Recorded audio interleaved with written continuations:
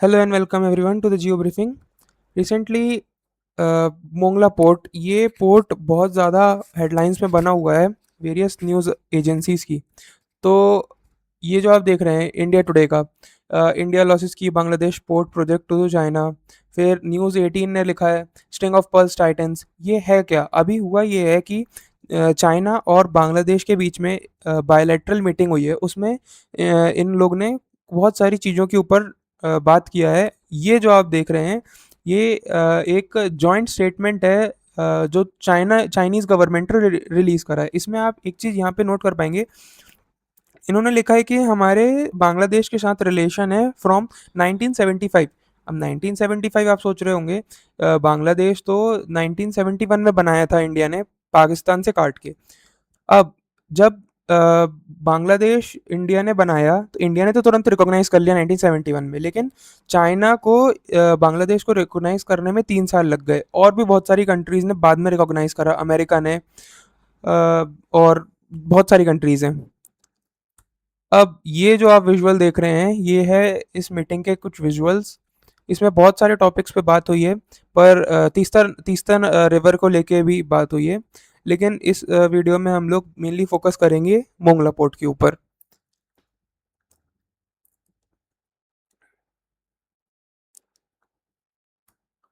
अब ये एक तरह से थोड़ा अटपटा लगेगा, बट बांग्लादेश अपनी हिस्ट्री को भुलाने का ट्राई कर रहा है।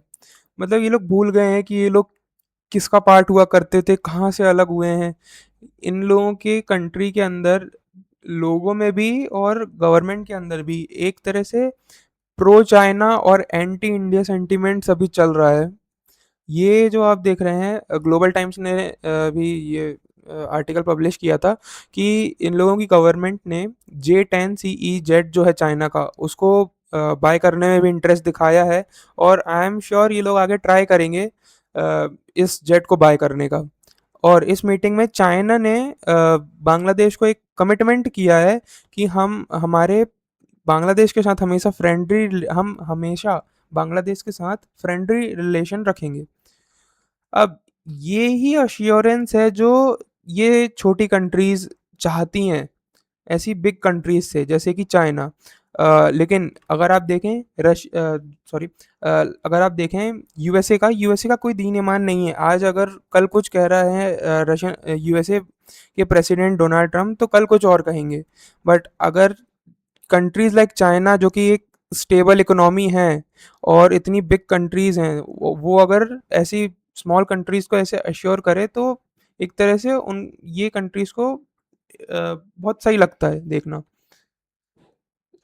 तो अगर हम बैक टू दी टॉपिक आए, मोंगला पोर्ट, तो ये जो आप देख रहे हैं यहाँ पे 5 टॉपिक्स जो यहाँ मैंने लाया हूँ। ये जैसे कि इस जो जो मीटिंग हुई है उसमें क्या क्या बात हुई है, तो इन 5 चीज़ों से रिलेटेड बात हुई है। और डील्स भी साइन हुई है। मोंगला पोर्ट है, वन चाइना पॉलिसी जो बांग्लादेश बैक कर रहा है, उसके रिलेटेड। फिर चाइनीज़ इन्वेस्टमेंट, तीस्ता प्रोजेक्ट जो है, डिफेंस कॉरपोरेशन इन दोनों कंट्रीज़ के बीच में। फिर अब अगर मैं बात करूं मोंगला पोर्ट से रिलेटेड, तो मोंगला पोर्ट जो है बांग्लादेश का सेकंड लार्जेस्ट पोर्ट है आफ्टर चिटगांग या चिटग्राम, ये पोर्ट इसके बाद। फिर इसकी लोकेशन जो है बे ऑफ बंगाल में नियर सुंदरबंस के पास है। ये 1950 में बना था। उसके बाद ये एक तरह से अल्टरनेटिव है। इसकी इम्पोर्टेंस ये है कि ये अल्टरनेटिव की तरह परफॉर्म करता है चिटगांव पोर्ट के। अब और ये बेसिकली हमें क्या प्रोवाइड करता है कि जैसे हमें हमारे नॉर्थ ईस्ट में कुछ सामान भेजना है, तो या तो आप ये जो है सिलीगुड़ी कॉरिडोर के थ्रू भेजिए, यहाँ से चिकन स्नैक के थ्रू। या आप एक काम कर सकते हैं कि कोलकाता से अपना शिपमेंट लीजिए और यहाँ चिटगांव भेजिए। चिटगांव से सीधा आप यहाँ पे नॉर्थ ईस्ट में भेज सकते हैं। ये वाला जो है रूट हमें आसान पड़ता है in comparison to this route. तो ये पोर्ट हमें इसकी फैसिलिटी देता है इंडिया को। और अगर हम इसकी पूरी टाइमलाइन की बात करें तो टाइमलाइन कुछ ऐसी है कि 2015 के अंदर इंडिया को सबसे पहले एक्सेस मिला मोंगला पोर्ट का। उसमें Mongla port plus Chittagong port, दोनों पोर्ट का हमें एक्सेस मिला। उसमें हम लोग ने जो हमारा कार्गो शिपमेंट है, ये सब शिपमेंट है नॉर्थ ईस्ट हमें भेजना है, वो उसकी हेल्प मिली हमें। फास्ट ट्रांसपोर्ट हुआ नॉर्थ ईस्ट को लेके। उसके बाद हमारी जो डिपेंडेंसी है चिकन स्नैक के ऊपर, ये कम हुई यहाँ पे। अब उसके बाद 2024 में इंडिया की ये जो कंपनी है, India India port global limited, इसको इस पोर्ट के टर्मिनल राइट्स मिले। टर्मिनल राइट मतलब एक टर्मिनल का मतलब पोर्ट बांग्लादेश का ही रहेगा। जैसे अगर मैं एग्जांपल दूं कि जो एयरपोर्ट्स होते हैं वो गवर्नमेंट के ओन रहते हैं, लेकिन फ्लाइट कंपनियां जो है उसमें ऑपरेट करती है। इन सेम वे पोर्ट जो रहेगा वो बांग्लादेश का रहेगा, लेकिन एक साइड, एक टर्मिनल, उसमें कार्गो हैंडलिंग, फी कलेक्ट करना, ऑपरेशनल, ये सब ऑपरेशनल एक्टिविटीज ये सब परफॉर्म करना, ये सब इंडिया की इस कंपनी को मिल गया इसके राइट्स। अब उसके बाद अ, उसी साल 2024 में इंडिया, मतलब ये जो प्रोजेक्ट आप देख रहे हैं इस इन मोंगला इकोनॉमिक जोन प्रपोजल रखा गया। मतलब this project was introduced to include factories, warehouse and industrial facilities. अब हुआ ये कि बांग्लादेश गवर्नमेंट और इंडियन गवर्नमेंट के बीच में बातचीत चालू हुई कि जो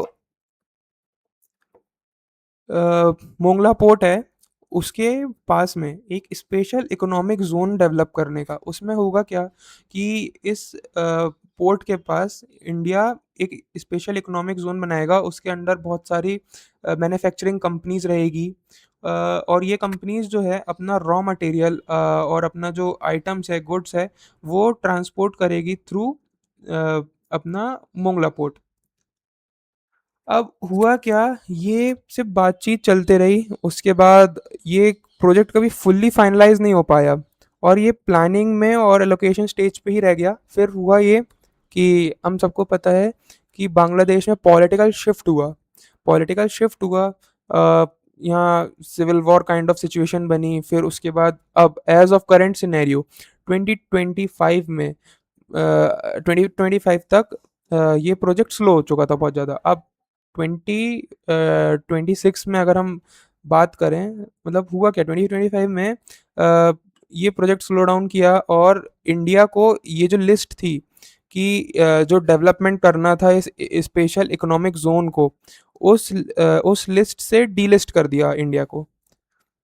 फिर चाइना ने फंडिंग ऑफर करा, ये सब हुआ। उसके बाद अब इस मीटिंग में क्या हुआ, इस मीटिंग में हुआ ये कि अ, ये जो चाइना बांग्लादेश समिट था उसमें अ, चाइना को बांग्लादेश ने मोंगला पोर्ट के कुछ राइट्स दिया। उसके बाद ये देख सकते हैं आप, increase cargo handling, expand port facilities. अब चाइना को बांग्लादेश ने इस पोर्ट को मॉडर्नाइज करने के राइट्स दिए। उसके बाद जो प्रोजेक्ट इंडिया को मिल रहा था ये स्पेशल इकोनॉमिक जोन बनाने का, वो चाइना को हैंड ओवर कर दिया पूरा का पूरा।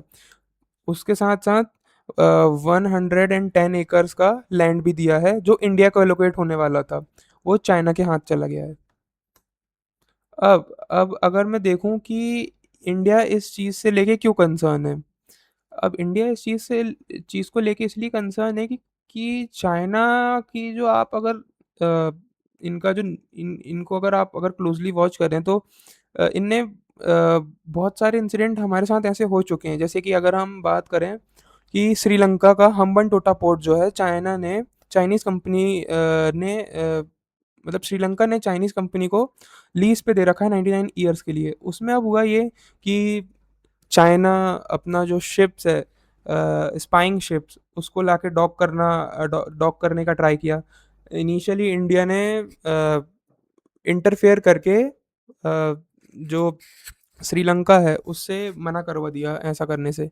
लेकिन बाद में वापस चाइना ने ऐसा ट्राई किया है। और ऐसा चाइना ट्राई करते रहता है कि अगर हम इसरो से कोई भी मिसाइल की टेस्टिंग कर रहे हैं, कुछ कर रहे हैं, अब ये चाइना अपनी सबमरीन वहाँ पे डॉक कर देगा उस एरिया पे, और रीज़न कुछ भी रीज़न देगा कि हम तो रिसर्च कर रहे हैं, विंड पैटर्न्स देख रहे हैं, ये कर रहे हैं, वो कर रहे हैं। लेकिन सबको पता है कि ये लोग एक तरह से सर्विलांस करना चाह रहे हैं। अब वैसे ही ये वाला इंसिडेंट तो सबको ही पता है। वांग वांग 5 जो डॉक किया था हम्बनटोटा पोर्ट में, इंडिया के ऑब्जेक्शन के बाद भी चाइना ने इस अपने रिसर्च वेसल को हम्बनटोटा पे डॉक किया था। तो उसके बाद स्ट्रिंग ऑफ पल्स में चाइना एक तरह से अपना दबदबा बनाना चाह रहा है। जैसे कि ग्वादर पोर्ट, फिर हम्बनटोटा, फिर म्यांमार के अंदर, और अभी बांग्लादेश के अंदर मोंगला पोर्ट। इसलिए एक तरह से इंडिया इन सब चीज़ों को लेके कंसर्न है।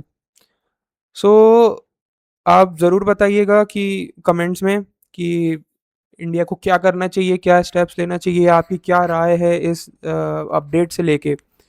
सो तब तक के लिए थैंक्स फॉर वॉचिंग। जय हिंद, जय भारत।